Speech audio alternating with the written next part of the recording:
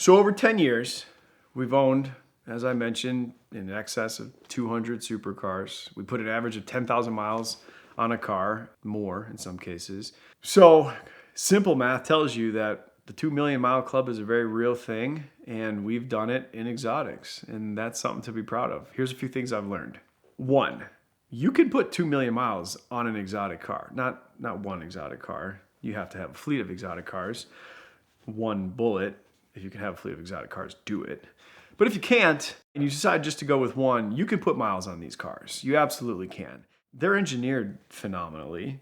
And for the type of driving that the average person does, even spirited driving, these cars are fully capable. I was very surprised when I first got into this industry because maybe not illusion being the right word, but the perception that I had grown up with was that these cars couldn't make those types of journeys and they didn't have that long of a lifespan. And when I got into the industry in 2011, 2010, I was very surprised to see that you could. And you could affordably too, which, relatively speaking, not the point of the 2 million mile club, but when I passed 10,000 in my first exotic, the car was still very sound. And then the first exotic I had that passed 20,000, I was like, wow, this thing is still going. We have cars right now that are in the 30, 40,000. I have Lamborghinis and Ferraris with 40,000 miles on them, and they're still tracking them. We're still tracking them. They require TLC, of course, but when you have 20, 30,000 track miles on a car, a little TLC isn't all that bad. I'm not telling you I've rebuilt the motors on these cars. I've swapped some brakes, we've reduced some fluids, and we make sure to do regular checks on our cars. But you should be doing that anyway if you bought a high performance car. So the first answer is it's possible.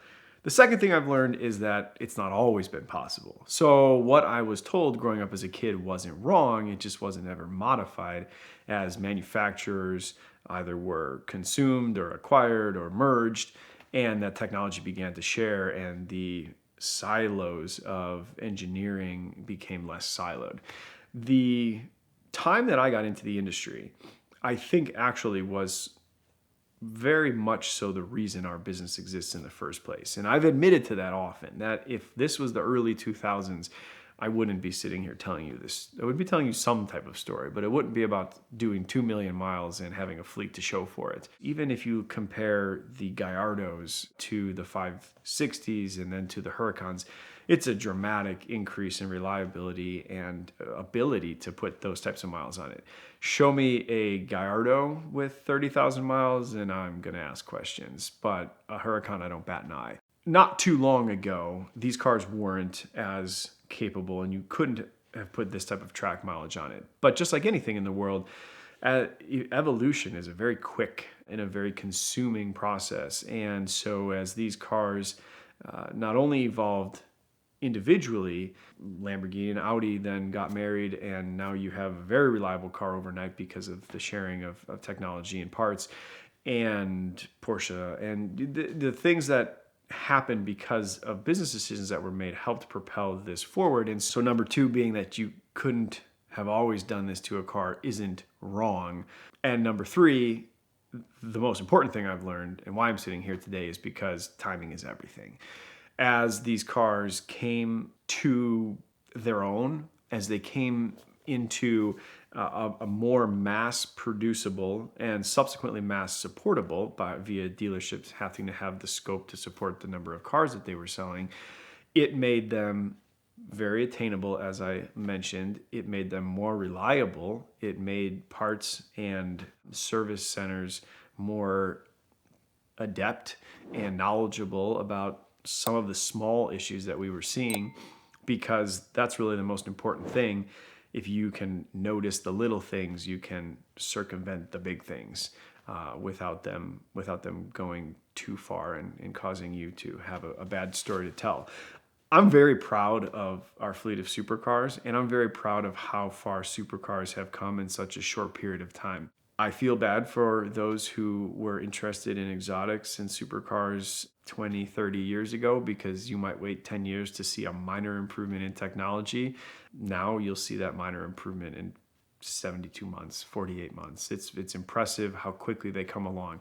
So at Extreme Experience, my objective is to take advantage of the advances in technology. We work with manufacturers now. We share information to hopefully increase the speed and the safety at which those decisions and those advancements take place. And for anyone going out there and buying a supercar, do it. Do it because, one, they're way more reliable and you're not taking as big of a gamble. You can enjoy it. You can have fun with it. Someone will know how to fix it. There's not one part that costs 50 grand. There's a lot of parts that cost a fraction of that. So if you want to do it, go do it. Know that the industry can support it. You're taking a less risky bet. And if I gave you advice previously about how to buy it, do it that way. The magic sauce with a fleet of supercars, have a fleet of guys kicking the tires. Every 3 laps, we check the tires. If you go out for a drive in your neighborhood and you park it back in the garage, check the ground. If there are no drips, if nothing's squeaking or rattling or vibrating, then you're in good shape, and these cars can go for a lot of miles, a lot miles more. All of these cars that I have that have 30,000 miles will go to a happy home and can take 30,000 more. Timing's everything. If you look at the numbers that have been produced at this point, Lamborghini's produced over 50,000 cars, Ferrari a couple 100,000 or more, and Porsche 1 million 911s. Those right there demonstrate to you that over the years, as their ability to ramp up production has proven itself in the delivery of automobiles, they've also been able to collect the data, put the reps in, and make those advances faster. 20 years ago, Lamborghini was putting out 1,000 cars a year, not even, to the numbers that they're putting out this year, a few thousand, and Ferrari's numbers are growing every year. That just demonstrates the speed at which the figurative supercar snowball goes down the hill and allows the advancements to catch up, take place, and give you a really reliable car. So if you were to go buy a supercar today, take it, drive it, put 100,000 miles on it. I guarantee you'll still have that car with all the stories to tell and a reliable car to keep or to sell. But 2 million miles was impressive. These cars supported it. Timing was everything. And I think the next 2 million will be faster, easier, and more exciting.